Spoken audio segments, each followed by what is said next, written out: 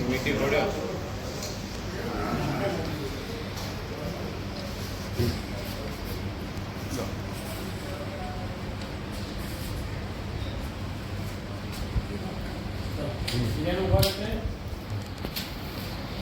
ના ભાઈ ના પતિજી ભાઈ આમાં આટલું લેવો પતિ બધા ભાઈ લેવડાવી લઈ આવો ભાઈ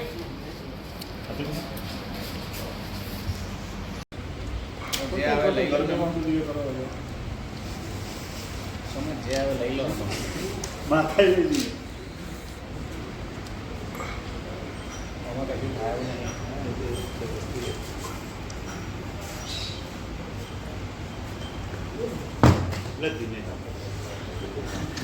આટલો ગુસ્સો કે મોબાઈલ ફેંકી દીધું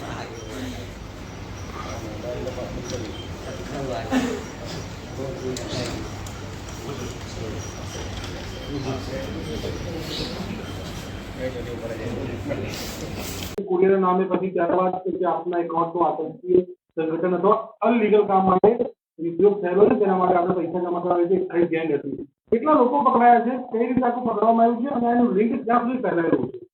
સાયબર ક્રાઇમ પોલીસ સ્ટેશન ખાતે એક ફરિયાદ નોંધવામાં આવી હતી એમાં ફરિયાદની રીતે જોઈએ તો ફરિયાદીને પહેલા એક કોલ કરવામાં આવે છે અનનોન નંબરથી અને ફેડેક્સ કુરિયરમાંથી બોલતા હોય એવું જણાવીને આપના કુરિયરમાંથી અલગ અલગ બેંકના ક્રેડિટ કાર્ડ આપની પાસબુક અને ડ્રગ્સ મળી છે એવું કહીને એમને ડરાવવામાં આવે છે અને ત્યારબાદ જો એમને આવું ન કર્યું હોય તો આ જે પર્ટિક્યુલરલી વસ્તુઓ છે એ મુંબઈ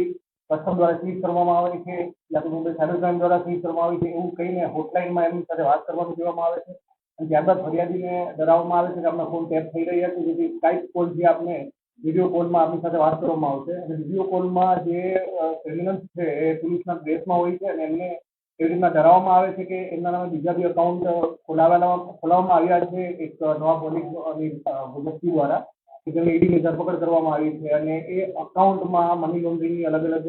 રકમ આવી છે આવું કહીને છેલ્લે એમને સીબીઆઈના અને આરબીઆઈના એક લેટર મોકલીને પેમેન્ટ વેરીફાઈ કરવાના બહાને એમની પાસેથી 1.15 કરોડ રૂપિયાની ઉચાપત કરવામાં આવેલ છે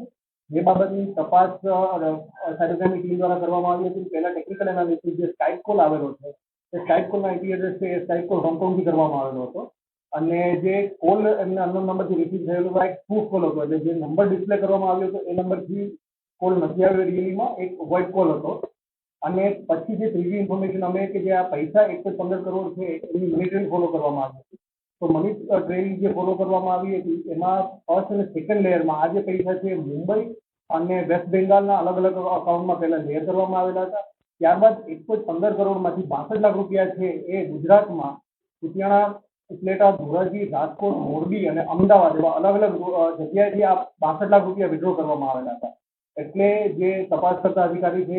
પારસ મકવાણા એમની લીડરશીપમાં અમે 4 ટીમ બનાવીને સૌરાષ્ટ્રમાં અલગ અલગ જગ્યાએ મોકલવામાં આવેલી છે એક ટીમ અમદાવાદમાં જે રૂપિયા વિડ્રો થયા છે એમની પકડ કરી રહી છે એટલે બધી ટીમને કોર્ડિનેટેડ એક્શન દ્વારા અત્યાર સુધીમાં અમે પ્રથમ જે 12 આરોપીની ધરપકડ કરી હતી આ બધી જગ્યાએથી જેમાં અકાઉન્ટ હોલ્ડર અને એમના અકાઉન્ટમાં પૈસા જે નખાવવામાં જેમને એમને કહ્યું હતું એ લોકોની ધરપકડ કરી એમની અને એમને કોર્ટમાં રજૂ કરી અને એમના 3 દિવસના રિમાન્ડ મેળવવામાં આવેલા હતા નેક્સ્ટ દિવસે આ જે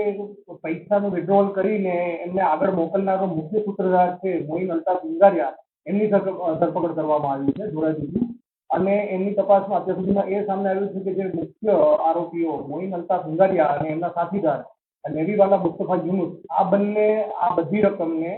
જે આખું જે ક્રાઇમ ઓરિજિનેટ થાય છે ચાઇનાથી થાય છે અને ત્યાંથી આ બધા કોલ કરવામાં આવે છે સાઇટના ને એ બધા અને પછી બીજા સ્ટેજમાં અલગ અલગ અકાઉન્ટમાં જેમ કે મુંબઈ અને વેસ્ટ બેંગાલના અકાઉન્ટમાં આ રકમને ડિપોઝિટ કરવામાં આવે છે અને એ રકમને ઇન્ડિયાથી બહાર લઈ જવા માટે ક્રિપ્ટોકરન્સી પર્ટિક્યુલરલી યુએસડીટી કે ટેથરમાં લઈ જવામાં આવે છે આ રકમ બહાર અને બહાર મોકલવાનો મુખ્ય સૂત્રધાર છે મોઇન અલ્તાફ સિંગારિયા અને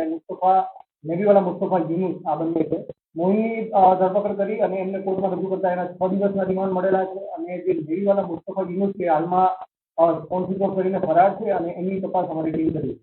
સર આ લોકો જે રીતે મુંબઈની બુદ્ધિ પહેલા મોકલતો હતો એ લોકો ત્યાંના આરોપી વોન્ટેડ કહી શકાય એમની હજી અમે તપાસ કરી રહ્યા છીએ કેમ કે તમે જોયું હશે કે આ જે પૈસા છે એ અલગ અલગ રાજ્યોના અસંખ્ય અકાઉન્ટમાં લેયર કરવામાં આવ્યા છે. અને ફર્સ્ટ જ્યાંથી વિડ્રો થઈ રહ્યા હતા 65 લાખ રૂપિયા જે ગુજરાતમાંથી લીધું છે પહેલા અમને એને ચેન્જ કર્યા છે અને બીજા બી અકાઉન્ટની તપાસ હાલ ચાલુ છે. પણ મુખ્ય આરોપી જે પકડાયા છે આપણી પાસે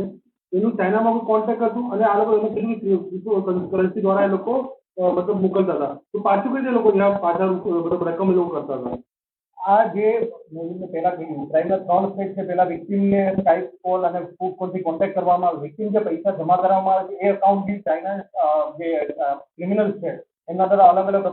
એજન્સી આ અકાઉન્ટ મેનેજ કરવામાં આવે છે. હવે એ પૈસાને ઇન્ડિયાથી બહાર લઈ જવામાં આનું ત્રીજું સ્ટેજ આવે છે કે જે ક્રિપ્ટો કન્વર્ટર છે. તો એમાં જે મોઇન અને જે મુસ્તફા યુનુસ છે એ લોકો ક્રિપ્ટો કરન્સીમાં કન્વર્ટ કરવા માટે ચાઇનીઝ ગેંગ દ્વારા એક 3 વોલેટ એડ્રેસ આપવામાં આવે છે લોકોને ટેલિગ્રામ અને વોટ્સએપ દ્વારા. એમાં આ રકમ ટ્રાન્સફર કરવામાં આવે છે કાઇન્ડ ઓફ હવાલા ટ્રાન્ઝેક્શન. અને એમની અવેજીમાં આજે બધા 62 લાખ રૂપિયા અલગ અલગ અકાઉન્ટમાં જમા કરવામાં આવ્યા છે. એ ક્રિપ્ટો કરન્સી જે એમને આપવામાં આવી છે ઇન્ડિયાની બહાર એમની અવેજીમાં આ પૈસા લેવામાં આવે છે. આરોપી ઝડપાયામાં કેટલાક બુટલેગર પણ છે એના બેકગ્રાઉન્ડ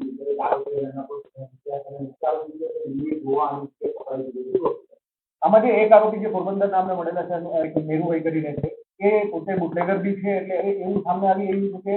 કે જે ટ્રેડિશનલ ક્રાઇમ હોય છે બુટલેગરને એ બી સાયબર ક્રાઇમના જે અકાઉન્ટ ખોલાવીને એમાં પૈસા નાખવા આમાં જે અલગ અલગ એજન્ટ છે જેમ કે મોઇન છે એની રીતે મિહિર ટોપિયાની અરેસ્ટ કરવામાં આવી છે કે આ મેરુ છે. આ લોકો એવા અનએજ્યુકેટેડ લોકો હોય એમનો કોન્ટેક્ટ કરે છે અને એમના અકાઉન્ટમાં ગેમિંગના પૈસા આવવાના છે. આ પૈસા વ્હાઇટ પૈસા છે યા તો બ્લેકના વ્હાઇટ કરવાના છે. લેજિટિમેટ એન્ટ્રી છે એવું કહીને આ લોકોના અકાઉન્ટમાં પૈસા લે અને પછી